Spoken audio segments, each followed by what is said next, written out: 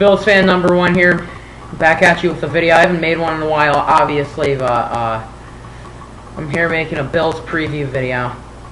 You gotta like the direction this team's headed in.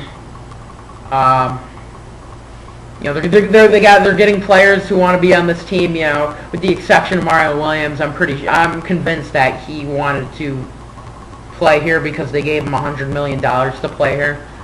I'm still convinced that he doesn't want to be a Bill, but whatever. And then Jairus Byrd, they're obviously in a contract dispute with him. He wants $40 million being free safety. It's ridiculous. Oh, and then you also got the C.J. Spiller contract next year, too. This is the last year of his contract. So, yeah, they're getting players who want to be here. You know, in past years, did Dante Whitner want to be on the? Did Dante Whitner want to be on the team? Did Drew Bledsoe want to be on the team? Did Willis McGahee want to be on the team? Did Marshawn Lynch want to be on the team? You know, probably not. We just gave them a lot of money, so they came to play with us. We'll start off with quarterbacks here. Kevin Kolb.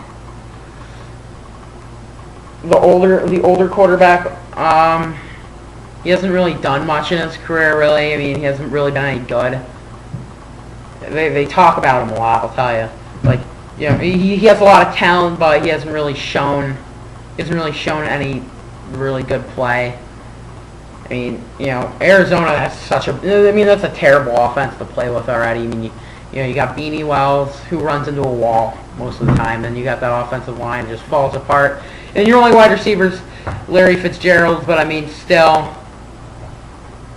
you know, he hasn't really proven anything in his career. Then you got A.J. Manuel, the rookie we drafted in the first round of the NFL draft. You look at A.J. Manuel, and you see a guy who looks like an NFL quarterback. You know, 6'4", 6'5", stands over the lineman, big arm, throws it, you know. Good arm, throws it very far, pretty accurate, can run out of the pocket. He reminds me a lot of a Russell Wilson, except taller. Andrew Luck, maybe, except he has more mobility. You know, they might end up using him like a Colin Kaepernick, but I doubt it.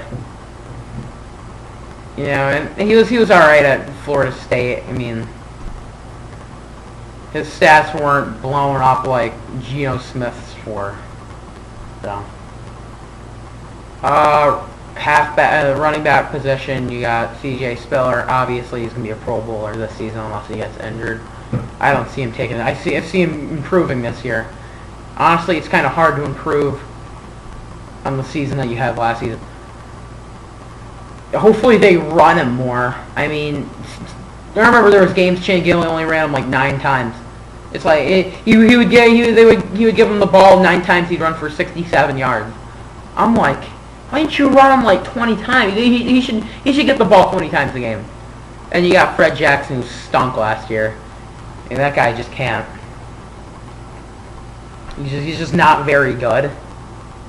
I don't understand how you come off a 2011 season, like 12 games, you're just a monster, and then you have a 2012 season where you run for like 500 yards and you fumble the ball a lot. It's ridiculous. Then the wide receivers position, you have Stevie Johnson, who's really not a legitimate number 1 wide receiver. Stevie Johnson's a wide receiver who could complement a guy like Calvin Johnson or, you know, a premier wide receiver. But he is our number 1 because nobody else can play wide receiver on this team, you know. And then behind Steve Johnson, you got a bunch of rookies. You got Robert Woods, undrafted free agent, Derek Rogers. That's how you say his name. Marquise Goodwin, I think his name is, and then you got Brad Smith, who's probably gonna cut, unfortunately. This guy's so multi-dimensional. Yeah, our wide receivers is very unknown. Oh yeah, you also got T.J. Graham too. We don't know what we're gonna do. You know, the wide receiving core is either going to be very average or very bad. I mean, unless Robert Woods has an incredible season this year, which I doubt it. He's going to be a good wide receiver. I'm just not sure if he's going to have like one of those rookie incredible years where he just like kills it. You know, I'm not sure if he's going to be that good this season. Then on the defensive line, you got Mario Williams, who was shaky last year. He would show up in like 6 games and then he'd be invisible the rest of the season. He can sack quarterback. He can get to the quarterback. He can't stop running backs though. He'll kind of just. I saw it so many times last year. I wanted to throw up. He'd kind of do like some move on the offensive lineman. Then when the running back ran past him, he kind of just stand there, kind of glance over. I mean, terrible, terrible. He needs to step up this season, or he should be cut. Really, I don't care how much we gotta pay him. All right, he wasn't that bad last season. He wasn't as good. He should be getting 15 sacks a year, the amount we paid him. 15 sacks a year, 70 tackles. A billion tackles, he should get like a trillion. He should be the best player in the league right now. It's ridiculous. Then you got Marcel Darius. You know, he's obviously. I heard he's not getting playing time. So, in involuntary OTAs. So I guess he's not doing too well. They're giving more snaps to J. Ross and Alan Branch. I mean, that's not very good company right there. He needs to start getting mad. He needs to start playing because he's been a draft bust so far, honestly. I mean, obviously, when your secondary is bad as they are, they'll probably just prefer to pass it than run it. But we were one of the worst teams at stopping the run, so he needs to really step up. And Kyle Williams, when this guy is healthy, he's one of the best in the league. The linebacking corps. How long is this? 7 minutes. Linebacking corps. You got Manny Lawson. He'll be a nice contributor to this team. That was a good signing by Buddy Nix. Oh, excuse me. Buddy Nix. Yeah, that was a good signing by Buddy Nix. Let's see who else. We got Nigel Brad. I mean, he was obviously average last season, but when you get thrown into that position like you do, what do you expect? And you probably got Kiko Alonso is probably going to start this season at linebacker. We don't know what to expect from him. He'll probably be a nice contributor to this team, I figure, at some point. Hopefully he doesn't fall apart. I think that's it. Moving on to the secondary, you got Jairus Byrd, obviously one of the best safeties in the league. He was a Pro Bowler last season, I think. He's obviously one of the biggest game changers on this team, one of the biggest game changers in the league. They need to sign him to a long-term contract. He's one of the best players. He's one of the best defensive players that the Bills have ever had. And then you got strong safety Dominic Searcy, really good at stopping the run, shaky stopping the pass, dropping back in coverage. He's very shaky. And then going to the cornerbacks, Stephon Gilmore, very average last season. He didn't really stop the run like I thought he would. They need to send him on a lot more cornerback with him because when he played for the Gamecocks 2 years ago, he ended up having 10 sacks as a cornerback. That's really good. And then you have Leo McKelvin. He's obviously been a bust for this team, but last season when they put him in at cornerback, he played well. So we'll see what we got. And then punters, kickers. I really don't have much to say other than Marquise Goodwin's probably going to be the return specialist this season. And Powell needs to be more consistent. Other than that, really nothing much right there.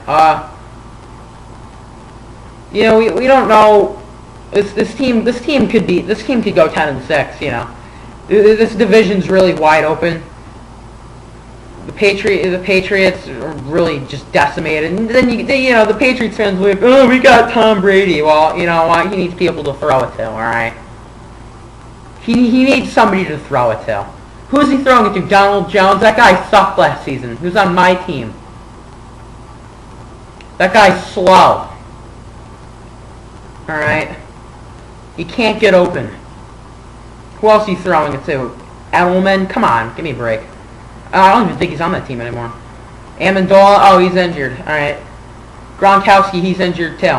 Who are you throwing it to on that team? And then Miami. You know, usually when you put together a free agency team, you saw what happened to the Eagles. You see a lot in baseball too. You know, Blue Jays, obviously the Blue Jays this season. They had all these free agents. Yeah, R.A. Dickey, Melky Cabrera. Look what happened. They're last in the division. Happens with a lot of these teams you put together in the free. Happened to the two L.A. teams in baseball as well. Happened to Philadelphia, the Dream Team. They went 4-12 last season. All right, that's you know we'll see. They might end up being pretty good. That team still has a lot of flaws though. Who's their running back? You know, Reggie Bush. I think he ended up going to Detroit. I wouldn't be surprised if they're good this season. And then the Jets. I'm done talking about the Jets. I think the Jets will be very bad this season. They don't have a running back. They don't have an offensive line. Their defense is worse than it was last year. Their defense was good last season. They actually didn't improve at all. So I think this division's a little wide open for the Bills. I think they can take over, really. You know, if they end up putting it together. But obviously the Bills are still a young team. This is probably going to be one of the worst divisions this season in the NFL. Yeah, Miami will probably be the leading team. I don't know if the Patriots will be any good this season. Their defense is shaky as hell. I mean, Ryan Fitzpatrick just tears them up every year. Yeah, that guy's not even on the team because he sucks. Okay. Alright, well, that's it. It's a long ass, 12 minutes. Alright. Okay, alright, thanks for watching, guys. Bye.